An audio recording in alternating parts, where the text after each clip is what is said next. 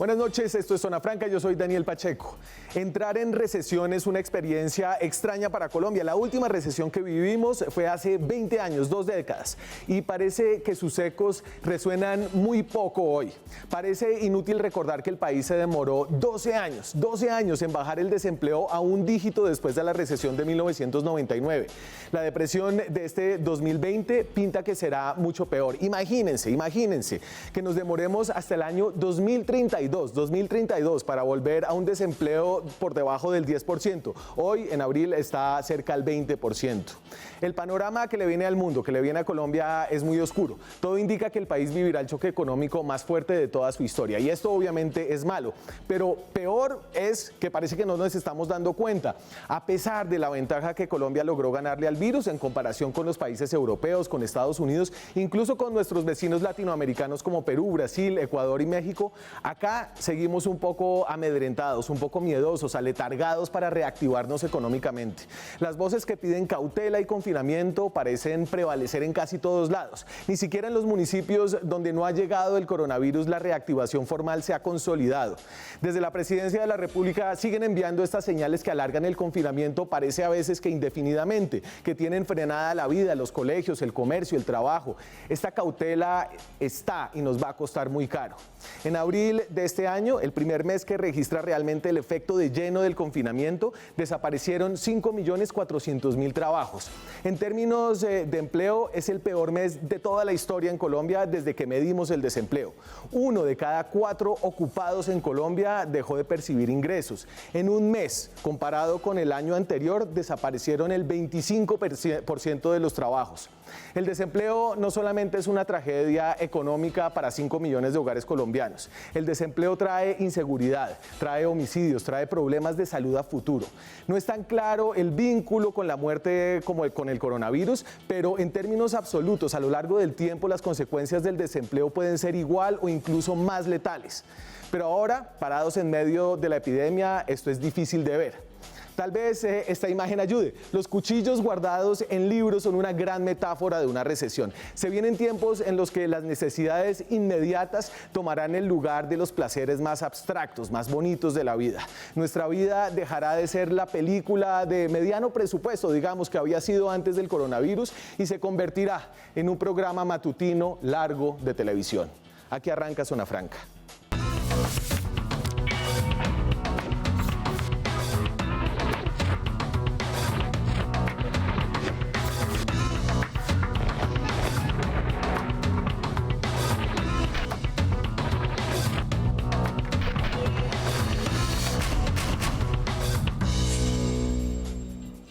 Esta noche estamos en directo desde Bogotá, son las 9:03 de la noche. La semana pasada les había dicho yo aquí en este programa que la noticia de la caída del empleo que se dio el viernes pasado era probablemente la peor noticia que yo había tenido que dar en este programa, porque tiene unas implicaciones enormes para el futuro que hoy quiero intentar traer a flote a través de las voces de economistas, de personas que han estado mirando la economía colombiana a través de sus datos. Aquí lo que trajo el DANE el viernes pasado, esta es la serie histórica de desempleo en el país. Esta es una parte de la historia. Ahí va. Entonces, y aquí se ve el salto tan grande que hubo. Veníamos de un desempleo que había logrado bajar a un dígito en el 2014 por primera vez después de mucho tiempo de haber estado sobre 2 dígitos, al menos en el mes de abril. Eso se había más o menos estancado y había empezado a subir el desempleo hasta llegar a 10.4% en abril del 2019, es decir, el año pasado, y el salto es impresionante, a 19,9% en abril del 2020. Pero el desempleo cuenta solamente una parte de la historia. El desempleo habla de la gente que está activamente buscando trabajo, la gente que cuando el DANE los llama y les pregunta, ¿usted está buscando trabajo? Dicen sí, pero hay una cantidad de gente que cuando pierde el trabajo no entra al desempleo, sino que se vuelve inactiva. Y esta historia la cuenta un poco el dato de la ocupación, es decir, estos son los trabajos no se puede decir que son empleos porque hay muchos que son informales, pero los datos de los ocupados históricamente hablan de cuál es la cantidad de gente que puede trabajar en este país. Entonces, ahí está en el porcentaje. La ocupación pasó del 55,5% a 41,6%. Es decir, esta es una caída enorme de cerca de un cuarto de la población que tenía trabajo. De nuevo, son trabajos formales e informales de todos los sectores. Los sectores más golpeados, según nos muestran las cifras del DANE, al menos en cantidad de empleos perdidos, tal vez decir destruidos es injusto porque podrían ser empleos que se vuelven a activar en algún momento, pero los sectores más golpeados son los siguientes. Entonces, ahí tengo, la población ocupada en abril del 2020 era de 16,5 millones de personas. El año anterior eran más de 20 millones de personas, es decir, se perdieron 5,4 millones de empleos. Esta es la pérdida del empleo en un solo mes más grande, desde que entiendo yo se hacen estas mediciones en Colombia, que esta es una serie que corre cerca del año 2000-2001. Es una variación del 25%, uno de cada 4 trabajos se perdió. En industria y manufactura fue una de las pérdidas más grandes, el 35% de los empleos en ese sector se perdió. Quedaron 1.9 millones de empleos, se perdieron en total 1 millón de empleos, eran 2.9 millones de empleos en manufactura y en solo un mes pasaron a 1.9 millones, año a año. Comercio y reparación de vehículos, obviamente el comercio, un sector muy afectado, se perdieron el 23% de los empleos, 900.000 empleos. Actividades artísticas y otras actividades de servicios, el sector de servicios, ya vamos a hablar con una persona que había empezado a anticipar cuáles eran los sectores vulnerables, cayó 39%, construcción, durísimo, 43%, 862.000 trabajos se perdieron, casi la mitad de los empleos de construcción que había. Administración pública, educación y atención en salud, esto es curioso que en este sector se haya subido tanto el desempleo y se hayan perdido tantos empleos, 500.000 de empleos, una caída del 21%. Para hablar de estos datos, que estoy seguro que estaba siguiendo muy de cerca, me acompaña esta noche Marcela Eslava. Marcela Eslava es la nueva decana de la Facultad de Economía de la Universidad de los Andes, una de las economistas más importantes que tiene el país ahora mismo. Su producción académica es reconocida no solamente dentro de su universidad, sino en todo el país, y su investigación se enfoca en la relación entre las dinámicas de las empresas, la productividad y las regulaciones. Marcela, buenas noches, gracias por acompañarnos. Hola, muy buenas noches, muchas gracias por tenerme en el programa. Me imagino que usted estaba muy pegada a lo que dijera el DANE el viernes pasado, a ese baldado. Yo no sé, ¿usted había visto un dato económico más duro en su carrera acerca de nuestro país? No, no lo había visto, pero no sé si debemos estar sorprendidos con el tamaño del choque que hemos recibido. Estos números en realidad no son sorprendentes a la luz de lo que muchos calculamos que podía ser el impacto en digamos hace un mes o hace 2 meses, pensando en lo que podía suceder. Y entonces a mí me sucede que es difícil sacar a flote la gravedad de las consecuencias que estos datos vienen. Los datos de desempleo en Colombia hacen titular un ratico en los periódicos y luego volvemos a las cifras de muertos, de contagiados, a las investigaciones judiciales, pero esto tiene realmente un impacto, es decir, la última vez que estuvimos en 20% nos demoramos 12 años en bajar a un dígito hasta el 2012. Ayúdeme a traer de presente ese gran impacto que tiene esto. Cierto. Para empezar, la última vez que tuvimos un desempleo de 20% era un desempleo de 20% sin tanta gente inactiva. Como usted señaló hace un rato, lo que llamamos desempleado no es una persona que no tiene trabajo, sino una persona que no tiene trabajo y lo estaría buscando.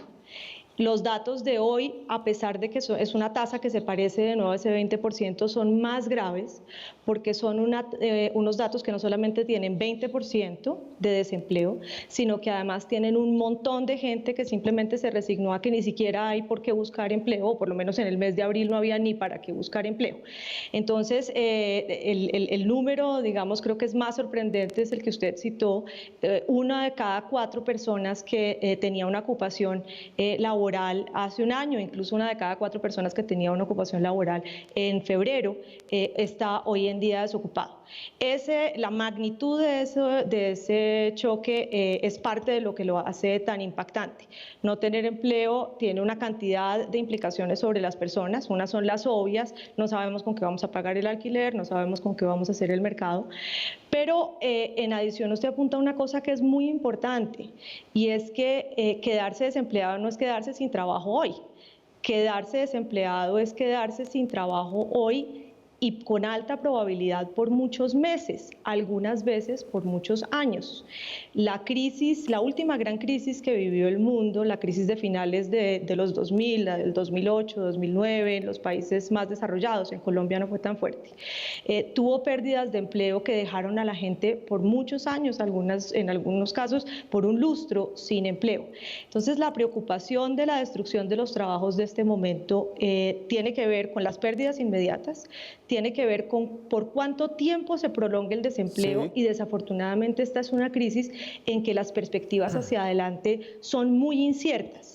No solamente hoy no tenemos muchas de las empresas funcionales, sino que cuando, por ejemplo, se levanten los confinamientos, sigue el problema de las personas habiendo modificado nuestro comportamiento y no estando dispuestas a comprar muchas cosas, de las personas teniendo menos ingresos y por tanto no estando dispuestas a demandar muchos bienes y servicios, y eso a su vez hace que quienes producen esos bienes y servicios también tengan más riesgos de, por ejemplo, continuar desempleados, sí. Y mayores dificultades para reiniciar sus trabajos. Entonces, a todo eso, sí. Se le suma que esa destrucción de empleos tiene que ver con unas empresas que se van desmoronando, y una empresa que cierra, por ejemplo, es una empresa que no vuelve a abrir al día siguiente, es una empresa que necesita reorganizarse para volver, claro, eventualmente a abrir. Entonces, estas son unas cifras muy graves que requieren mucha atención y mucho movimiento para tratar de evitar que esas pérdidas sean permanentes. Y usted, antes de conocer estas cifras, creo que fue en abril que en el sede de los Andes, el Centro de Estudios de Desarrollo de los Andes, publicaron, sí.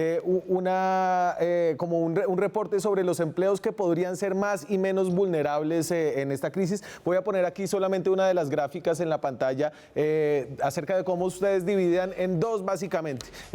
La cantidad de empleos menos vulnerables, que eran la mayoría, pero por poco, 12.700.000 empleos, y los más vulnerables, que eran 9 millones, casi 600.000 empleos.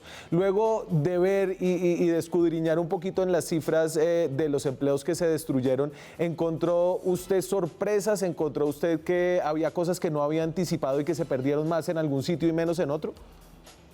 No, Daniel, a ver, ese trabajo que usted está citando fue un análisis que hicimos sobre qué sectores eran más vulnerables a los cierres implicados por el confinamiento.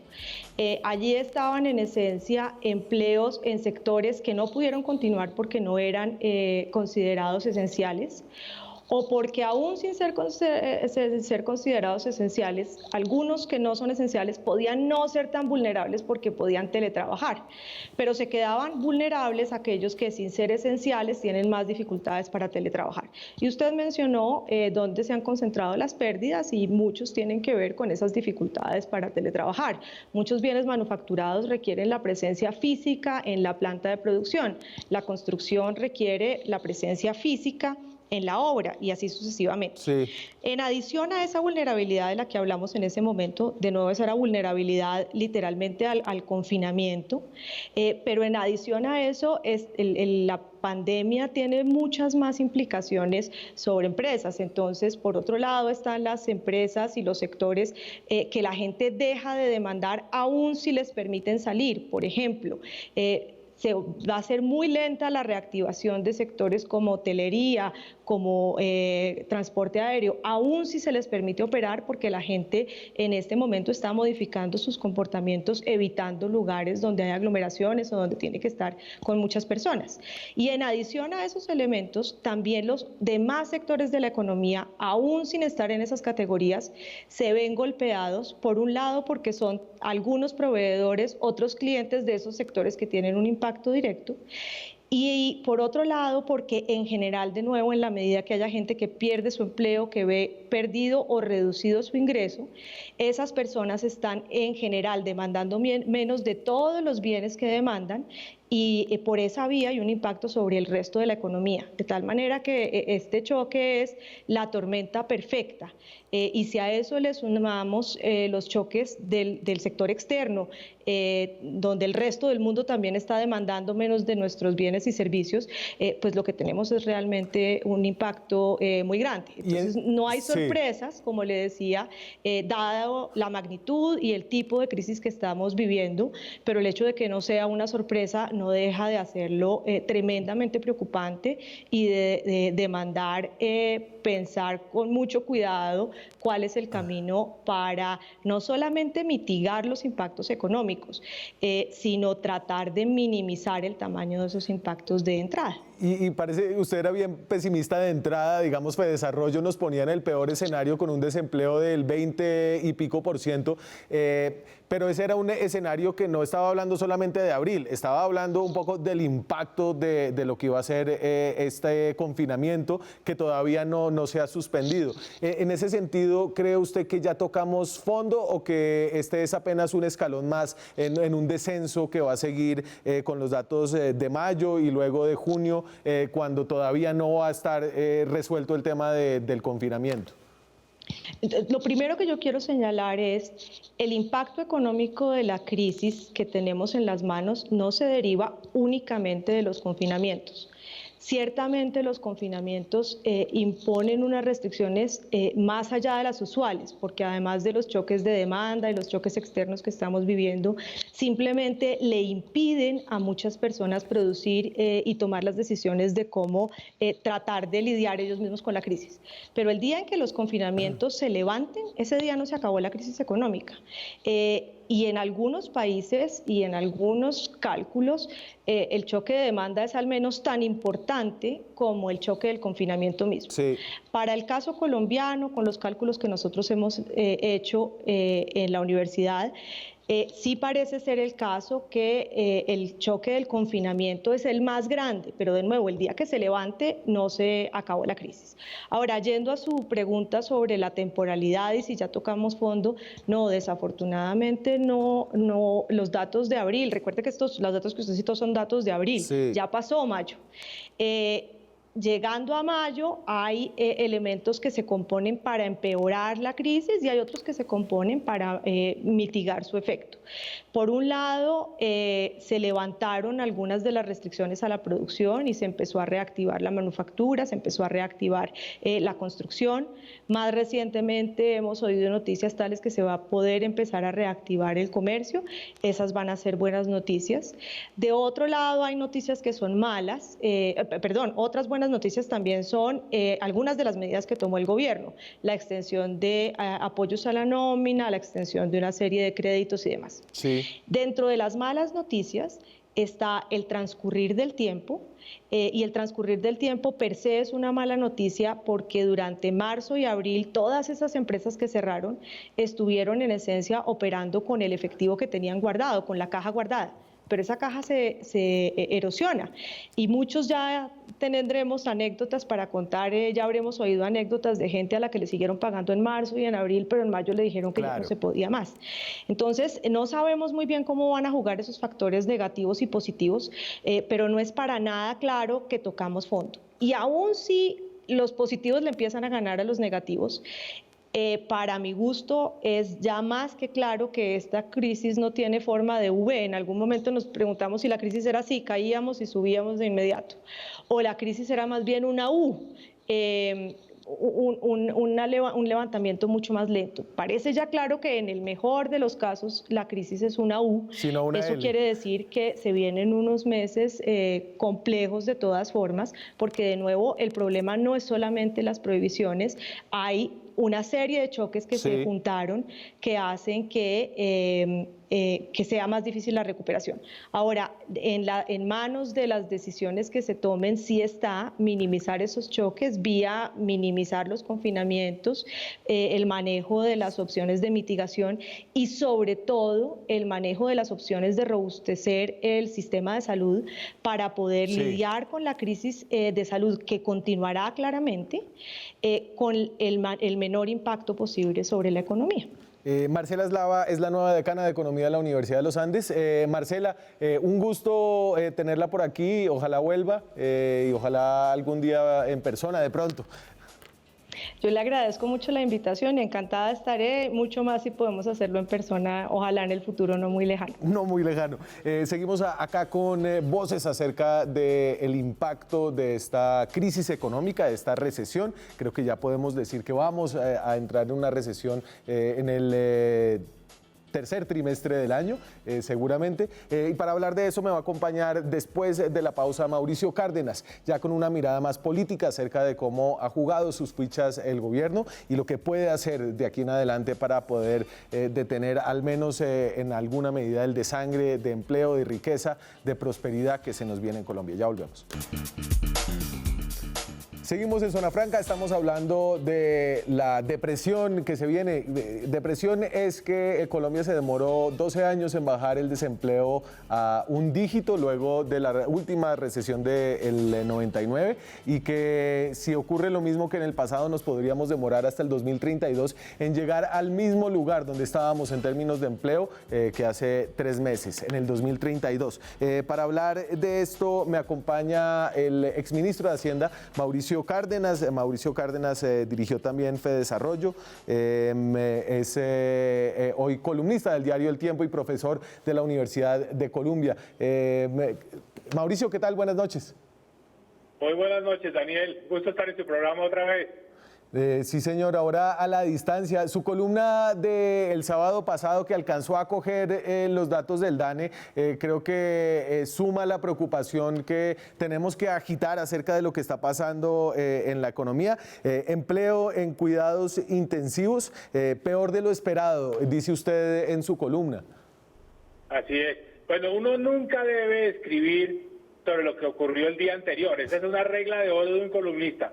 Pero en este caso, dada la gravedad del problema y el nivel del desempleo, pues era inevitable tener que referirse a eso. Esos datos salieron el viernes al mediodía, yo cambié mi columna y ahí mismo dije, no hay que escribir sobre este problema porque es demasiado grave. Es una situación realmente de esas que se vive, yo diría, pues, una vez cada generación. Claro, decía Marcela Eslava antes de usted, bueno, yo tal vez la llevé hacia allá y es que este es el dato, en términos de la economía se mide con muchos datos, hay PIB, hay empleo, hay exportaciones de todo, pero me imagino que es el dato que deja a un economista que ha vivido ya un buen tiempo y ha mirado la historia de la economía en Colombia mucho tiempo, más frío que nunca, ¿no? Sí, no hay duda, porque es que mire, si la economía un año no crece o crece poco, se sabe cómo al año siguiente se saca adelante, se sabe cómo se impulsa. Si el país un año tiene una inflación por encima de la meta, que es 4%, también se sabe qué hay que hacer para bajar la inflación. Como que la fórmula, la receta está dada, hay un libreto. Aquí no. Cuando a usted se le trepa la inflación a casi 20%, el desempleo, perdón, a casi 20%, no hay una fórmula mágica para volver a bajar el desempleo a niveles de un dígito. Ese es el verdadero problema. La economía no tiene ese nivel de certeza y no tiene esas herramientas para decir, oiga, este es un problema pasajero, rápidamente el desempleo vuelve a bajar. No hemos logrado encontrar la fórmula para bajar rápidamente el desempleo. Y lo que pasó en la oportunidad anterior, como se ha comentado varias veces hoy, es que el desempleo llegó al 20% en el 1999 y en 2000. Y hasta el 2014, Daniel, 2014, la tasa de desempleo volvió a ser de un dígito. Y eso que hubo años de muy buen crecimiento entre el 2000 y el 2014, no fueron años malos. Y le tocó a usted el petróleo de $100. Yo creo que en ese sentido, Mauricio, no es momento, yo sé que usted no es epidemiólogo, yo tampoco lo soy, pero en este momento la sociedad tiene que tener unas discusiones más amplias acerca de cómo se están tomando las medidas frente a esta epidemia, en las que hay que decir, bueno, ustedes los epidemiólogos me dicen una cosa y es que hay que cerrar todo, pero nosotros los economistas les decimos que si siguen con todo cerrado, este país se le va a hacer un daño a la economía que puede ser irreparable y que se puede demorar más de una generación en solucionar. Así es, yo lo que digo es, mire, hay que ponerse de acuerdo. El país está también un poco, en mi opinión, confundido, porque una cosa dice el gobierno nacional, otra cosa dicen los alcaldes, ese es el caso aquí en Bogotá, entonces hay confusión. Yo digo que lo primero es enviar un mensaje único de Estado. O sea, el gobierno nacional con los gobiernos subnacionales, en este caso con la alcaldía, aclarar bien las reglas de juego y decirle a todo el mundo, vamos por este camino. Y ese camino debe ser producto de un gran acuerdo, donde realmente lo que hay que evitar son los casos extremos. Es decir, hay que poner todo en funcionamiento para que evitemos los colapsos, las catástrofes. ¿Qué sería una catástrofe? Que la tasa de desempleo siguiera subiendo. Eso sería una catástrofe. Y también que llegáramos a un punto donde nos quedamos sin capacidad de atención en las unidades de cuidados intensivos, sí, a las personas que se afecten, digamos, por la pandemia. Entonces, hay que evitar, son esos escenarios extremos. De resto, nos vamos a tener que mover en unas áreas grises donde es una mezcla de objetivos en materia de salud, en materia de economía. Pero si nos ponemos muy fundamentalistas de que el único objetivo es el objetivo de la salud, de que no haya caso, en fin, pues vamos a tener unas consecuencias muy severas por el lado de la economía. Tampoco podría ser, solo piensa en términos económicos y descuide la salud. No, hay que buscar unos balances, unos equilibrios, pero sobre todo producto de una concertación, porque yo siento que usted le pregunta a la gente en la calle, ¿qué está pasando? Sí. ¿Cuáles son las normas? Y mucha gente está confundida, lo que lleva a que haya desobediencia. La gente simplemente sale porque no sabe realmente cuáles son las reglas de juego que se deben respetar. Y ahora entonces lo voy a llevar un poquito a las medidas que ha tomado el gobierno, y la medida más importante, creo yo, es la del subsidio a un porcentaje de la nómina, cerca del 40% de las nóminas de las empresas que acrediten una cantidad de cosas, caída en los ingresos, y ese programa que se demoró mucho en lanzarse, va hoy, en el último reporte que nos dan, dice que le va a proteger los salarios, o al menos el 40%, a 425.000 empleados. Colombia perdió 5 millones de empleos, y estos 400.000 parecen ser como la muestra más grande de lo que ha hecho el gobierno. En ese sentido, ¿cree que ha sido insuficiente? A ver, vamos por partes. Primero, ese programa está orientado a ayudarle a 7 millones de colombianos que son asalariados. 7 millones. Si la cifra que usted da es que solo le va a beneficiar a 400.000, quiere decir que el programa todavía no le ha llegado a la mayoría de las personas a las que les tiene que llegar. ¿Qué es lo que se está haciendo? Se le dijo a los empleadores, dígame cómo fue su nómina en abril, muéstrame su nómina de abril, y por cada trabajador que usted tenía en su nómina de abril, le voy a reconocer 351.000 pesos.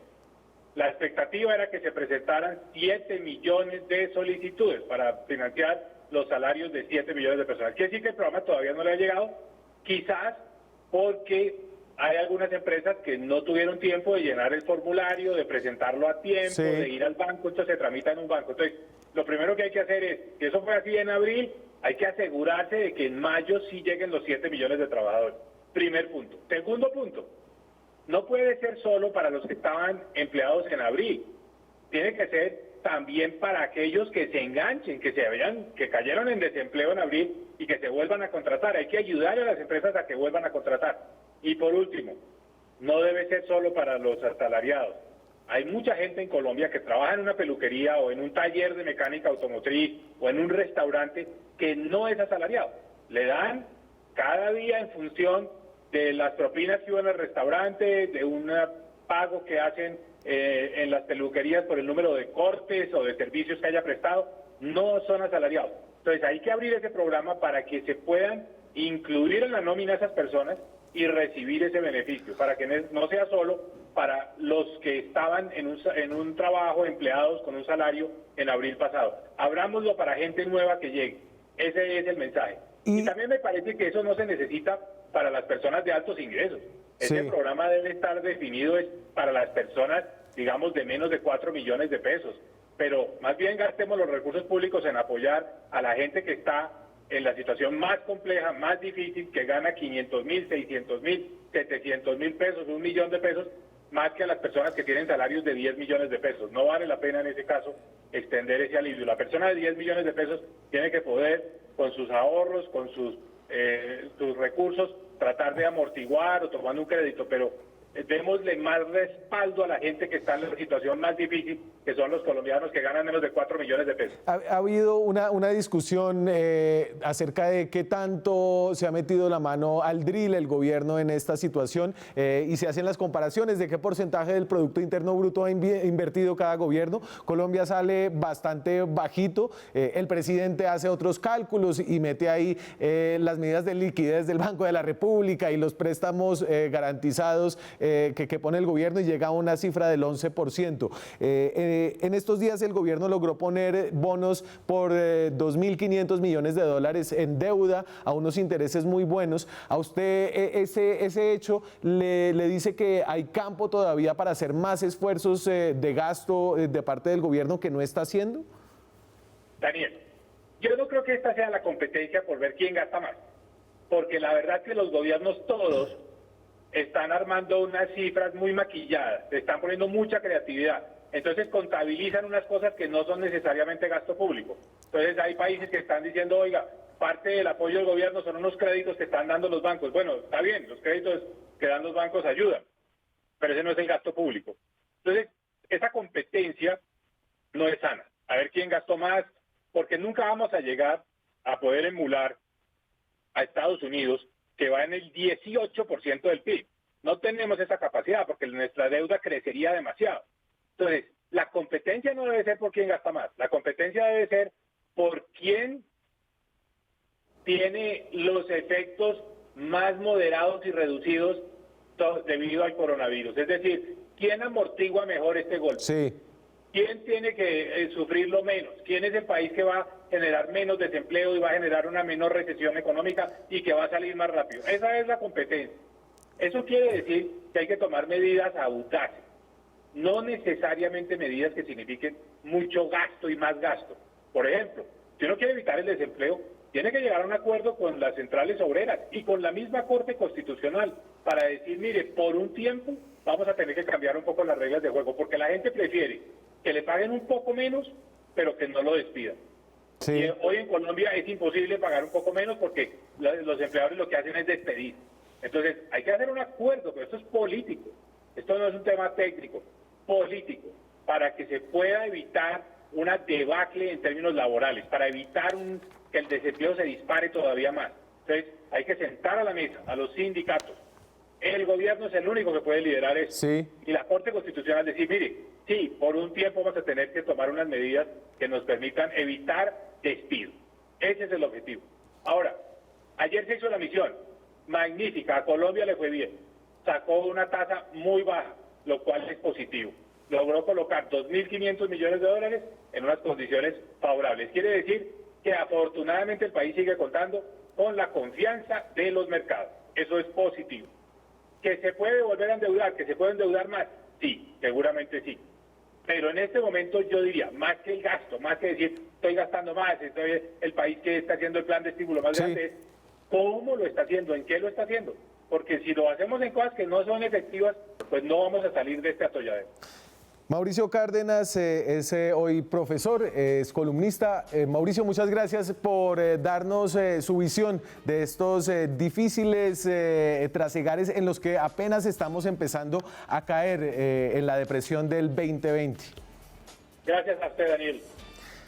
Nosotros vamos a hablar precisamente con nuestros próximos invitados de ese pacto entre sectores de la sociedad que se tiene que hacer entre trabajadores, empresarios, el gobierno. Antes de eso, le voy a poner un poquito de cara a lo que está pasando. Creo que ya todo el mundo conoce a alguien que ha perdido el trabajo. Esto es lo que se ve hoy ya en las calles bogotanas.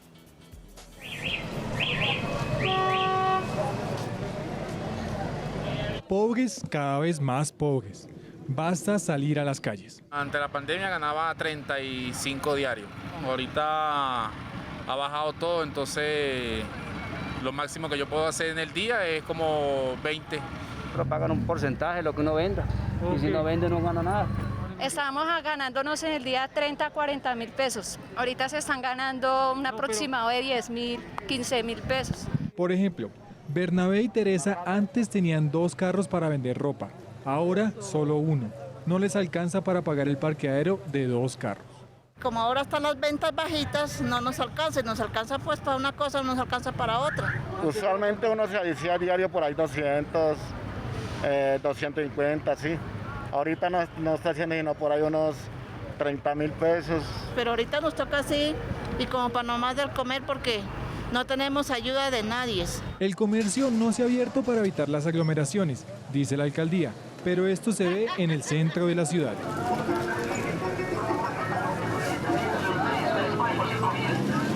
Calles llenas de vendedores informales.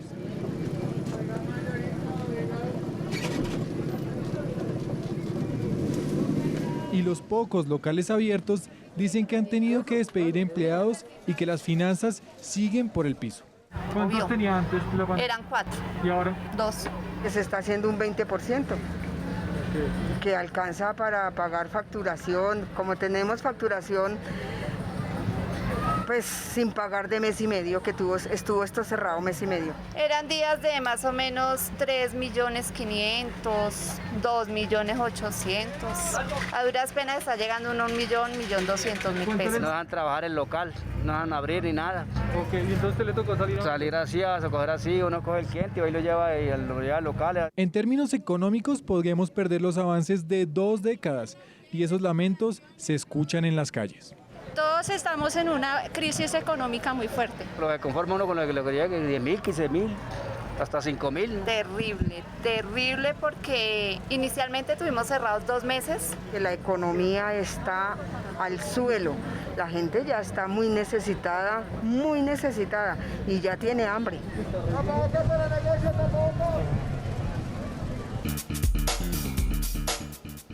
Seguimos en Zona Franca, estamos hablando esta noche de depresión, la depresión en la que se va a hundir esta economía, seguramente muchas personas que van a perder su empleo, pero y además de las medidas del gobierno, ¿qué puede hacer? Subsidiar aquí, esto no, hay que llegar a un pacto político, eso lo decía Mauricio Cárdenas, quien fue ministro de Hacienda, y para hablar de este pacto político, de los lados que se tienen que poner de acuerdo, me acompañan para tener esta discusión Mauricio Santamaría, que es el presidente de la ANIF, ha sido director de planeación, ministro de Protección Social, conoce muy bien el gobierno y hoy habla desde un centro de pensamiento que está altamente influenciado por el sector financiero y los empresarios de Colombia. Y por el otro lado también Luciano Sanín. Luciano Sanín es director de Viva la Ciudadanía, una organización de la sociedad civil que ha propuesto debates en el país hace mucho tiempo, trabaja también con la Escuela Nacional Sindical. Señores, buenas noches, muchas gracias por acompañarme. Buenas noches, Daniel. Un saludo muy especial para usted y para Luciano. Un placer estar acá y muchas gracias. Bueno, a ver, ¿cómo nos acercamos? Porque en estas discusiones uno siempre escucha un poco de las mismas recetas de unos lados, reforma laboral, pongámoslos a trabajar por horas, flexibilicemos aún más las condiciones, y por el otro lado se dice, no se van a tocar ni los derechos adquiridos como salario mínimo, no se van a tocar ninguno de los beneficios para los trabajadores, y parece haber ahí una distancia que es difícil de cerrar. Que empiece el que quiera. Nos podemos pisar aquí, no importa. Bueno, Mauricio, ¿qué es usted? No, si quiere, bueno, listo, para no perder tiempo. Hágale, yo lo mismo. Hágale, Mauricio. Ahí empezamos con una buena acercada. No, mire, yo creo que esta situación que estamos viviendo es tan atípica y tan dura porque realmente nunca en la historia habíamos tenido una recesión de esta magnitud.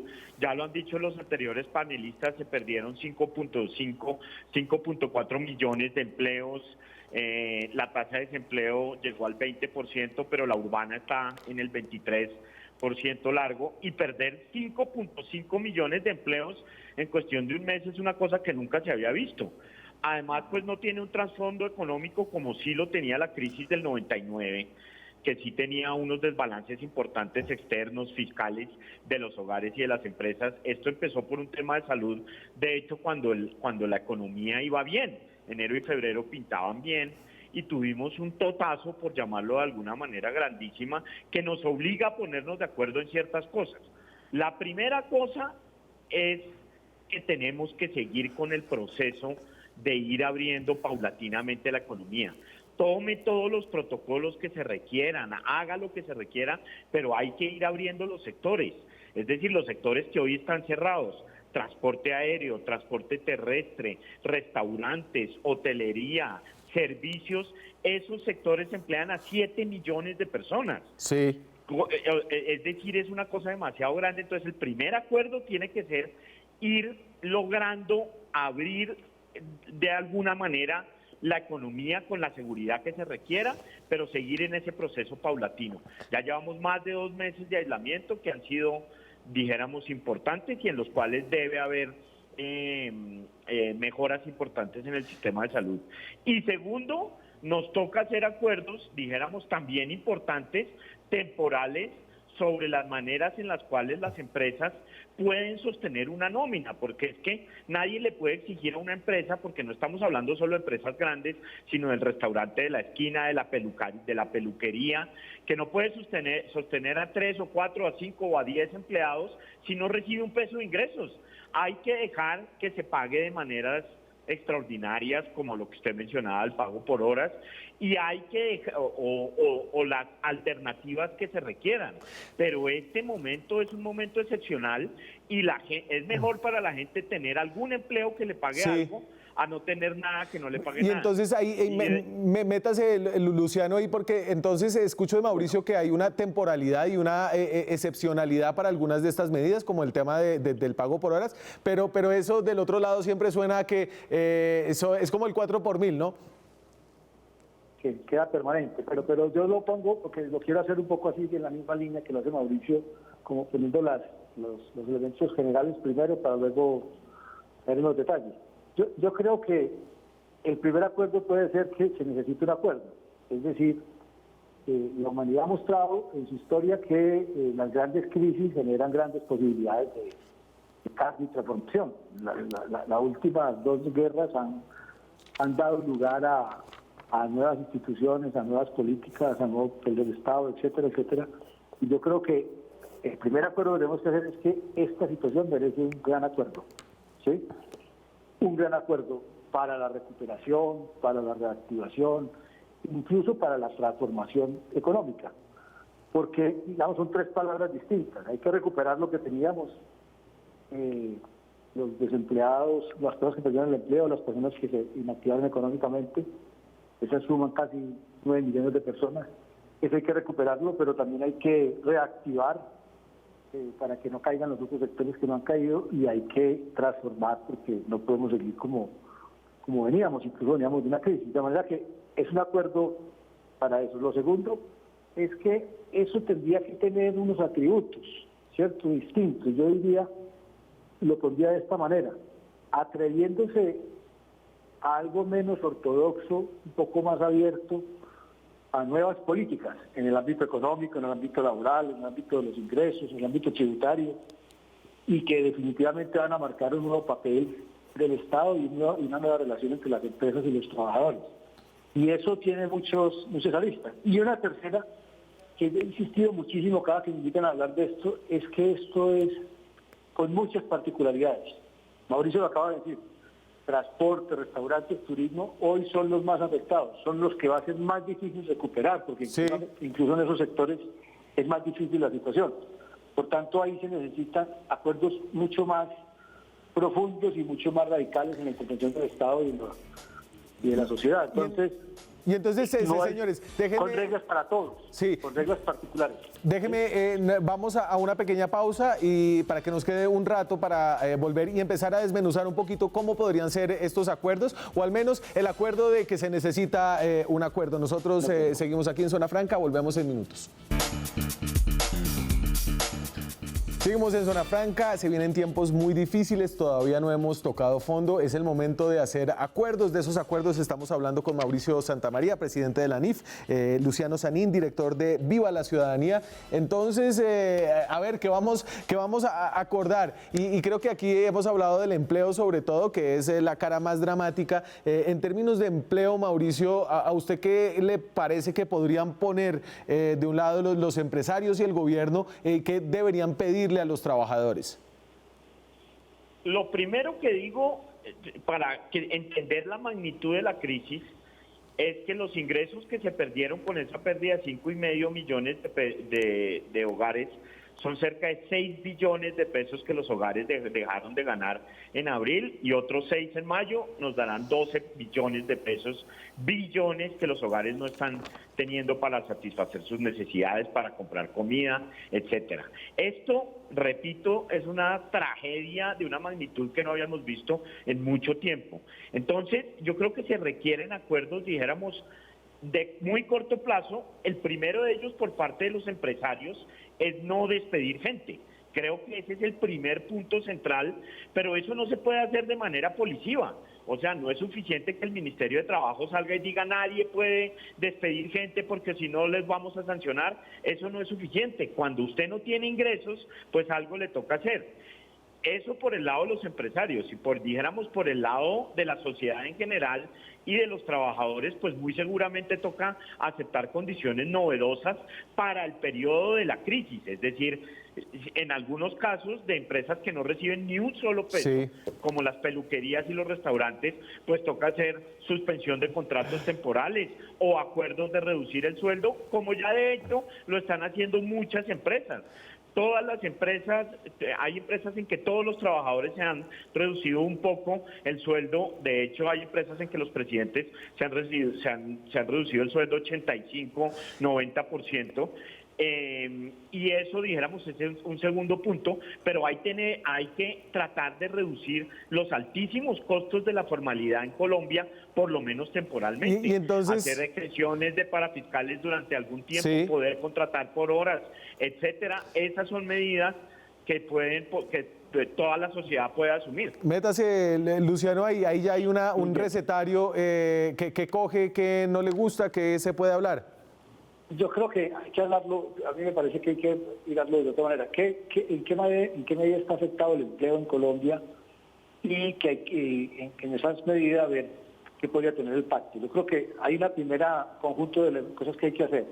¿Qué hacemos para recuperar esos casi 8 millones de empleos que se están en este momento, la gente inactiva, sin ingresos en los hogares y con digamos, el futuro incierto? Yo creo que hay que hacer una gran política de apoyo del Estado a las empresas para que mantengan y recuperen esos empleos. Ahí creo que hay que ir mucho más lejos que lo que se ha hecho en el subsidio de la nómina o lo que se ha hecho de apalancar créditos a las empresas. Creo que hay que ser mucho más agresivo en eso para poder recuperar los empleos y dar dinámica a la economía. Lo segundo es que hay unos trabajos que se han precarizado, se han reducido parcialmente las garantías, y creo que también hay que buscar un camino para recuperar ese espacio. Lo tercero es que hay un trabajo que se está haciendo y que se continuará haciendo por un largo periodo, que es el trabajo en casa y el teletrabajo.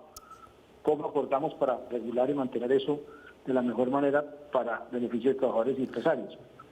Pero entonces, venga, yo le meto aquí algo más concreto. Deberíamos empezar deberíamos anticipar la negociación del salario mínimo del año 2021, es decir, habría que empezar a mandar unas señales de adelantar la mesa de concertación salarial y decir, los trabajadores vamos a poner que nos congelamos con solo el aumento del IPC, que seguramente va a ser muy bajito porque la inflación no va a subir mucho. Yo creo que pues si es en un paquete completo de medidas se podría pensar eso, pero mira, Daniel, es que el problema hay que verlo completo, porque el Comité Intergremial ha pedido 10 medidas laborales que venía pidiendo antes de la pandemia y las pide de manera general, y eso pues no pareciera justificado, Claro. no van dirigidas a la recuperación. Yo creo que hay que pensar lo que se afectó y ver las medidas en cada campo. Mira, los empresarios están pidiendo flexibilidad horaria, de eso se podría hablar, porque se necesita para la adecuación a los tiempos de aislamiento, ¿cierto? Las jornadas diferenciadas para que no se aglomeren las ciudades, el transporte público. De eso se puede hablar por sectores, se puede hablar por ciudades, por regiones, pero lo digo yo, hay que hacerlo en un paquete completo. Y el quinto tema es salud laboral. Entonces, si salud laboral, flexibilidad horaria, recuperación de condiciones de trabajo que se han perdido, recuperación de empleos. Luciano, déjeme ahí una respuesta final y cortica de Mauricio a ese recetario que usted pone y se me acaba el programa después de eso, Mauricio. Mire, empiezo por decir, Daniel, rápidamente que, o sea, yo estoy de acuerdo con Luciano en el sentido de que el gobierno debe hacer todo lo que pueda para meterle liquidez a las empresas y a los hogares, como de hecho ha tratado de hacerlo, que siempre se va a quedar corto, pues porque una cosa en la que yo insisto, y yo creo que de esto no hay comprensión total todavía, es que el gobierno no puede reemplazar a la economía. Es decir, la nómina, los salarios que ganamos los colombianos al mes valen 30 billones de pesos, 3 puntos del PIB. Eso no hay manera de que el gobierno lo pague, ni siquiera el 10% de eso, durante 3 o 4 meses. Es imposible. Simplemente no tenemos esos recursos. Entonces, partiendo de esa base, sabemos que no... O sea, las ayudas del gobierno llegan hasta cierto punto. Si el aislamiento sigue, si el cambio de comportamiento de la gente sigue hacia adelante, va a haber sectores que si no se hace algo extraordinario, van a desaparecer. Y eso extraordinario es lo que yo estoy diciendo. Es decir, tiene que haber medidas extraordinarias y después en el mediano plazo también creo que tendremos que hablar del tema laboral.